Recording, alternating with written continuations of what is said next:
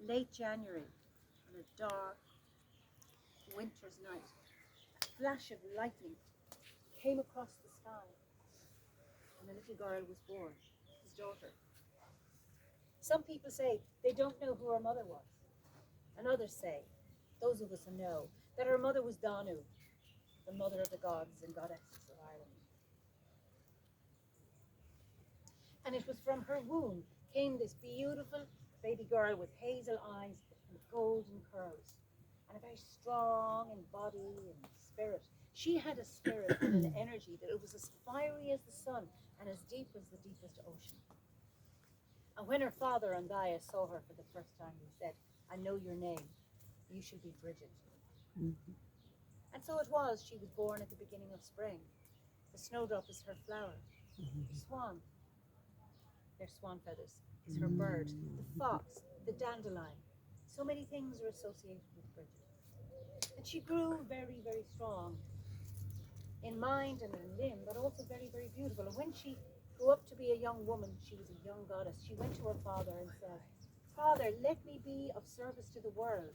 I have so much to give, so much inspiration to share. Look at my three brothers. Look at Oma. He can inspire the words of men and women. Angus, he can open up the hearts of everybody to love. And Don, he carries the souls of the dead to the blessed eyes. I too can inspire the earth and her beings. And Andaiah said, indeed you can. Your brother Oma, he teaches the ways of words and literature. But you will teach people to go deeper with their words. You teach them to find the song of their souls. You teach them to sing from their hearts. You will create the art of poetry. She was so pleased, having such a job that she could do. But you know, it wasn't enough for her. She said, Father, I can do way more. That isn't enough. And he said, okay. Not only can you teach people to give birth to words, but you can teach them to give birth to themselves, to who they truly are. You can teach the art of the midwife. Teach them not only the understanding of words, but the beauty of their own bodies. You can become the goddess of birth, just as your brother Dun is the god of death. Again, she was very pleased of what she could do for the earth and her beings. But she said, Father, it isn't enough. I can do more. I have so much to give and so much energy. And he said, well then, heal people. Heal the illnesses of mind and body and spirit. And so it was.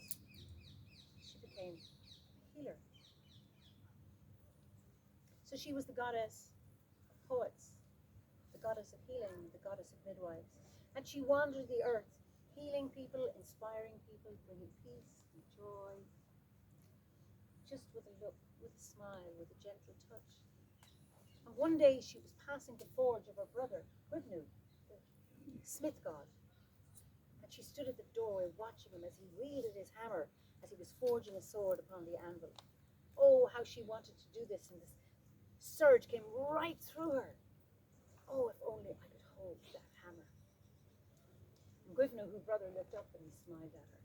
And he held out his hammer and he said, Goddess of the healing well, you are also the god of the scourging fire.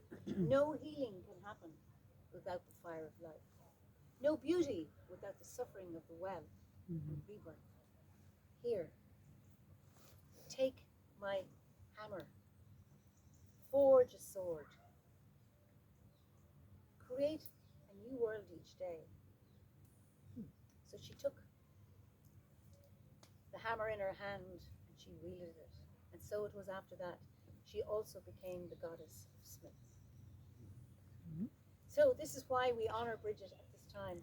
She is the goddess of fire, she's the goddess of water, she's the goddess of the flame, she's the goddess of the well. So, you were all asked to carry a little piece. There is a tradition in Ireland, so at solstice time, and then for Christians, but culturally we all celebrate Christmas, whether we like it or not. We bring greenery into the house because it's such a dark time in Ireland.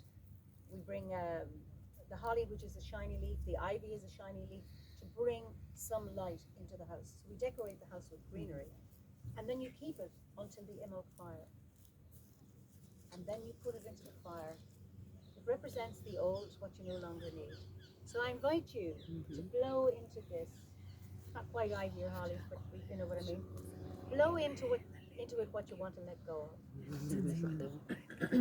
So, and then each one of them, we're going to have some music. Do you want to do it first? Bernard is going to do it first, then you do it, and then you can finish music. So blow into this whatever, and then you put it in the fire and watch how it burns.